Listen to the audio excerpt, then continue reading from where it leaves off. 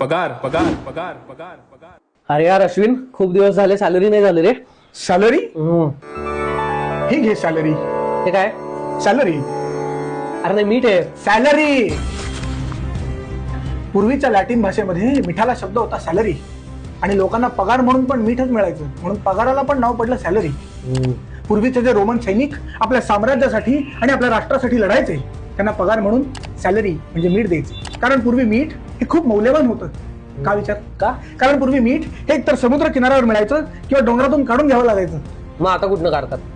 आता पण डोंगरातनं किंवा समुद्रातनं काढतात. फक्त आता आपल्याकडे खूप जास्त मशीन आलेली आहेत, त्याच्यामुळे मीठ खूप स्वस्त झालेलं आहे. पूर्वी मीठ इतकं मौल्यवान होतं की लोक आज जसे आपण सोन्या चांदीची तांब्याची नाणी घेऊन फिरतो तसे मिठाच्या छोट्या छोट्या चकत्या घेऊन फिरायचे आणि बाजारातून त्यांना पाहिजे ते विकत घ्यायचे. छान आहे का? छान आहे, छान आहे. खा खा. सॅलरी हे धर, गोड घालून खा.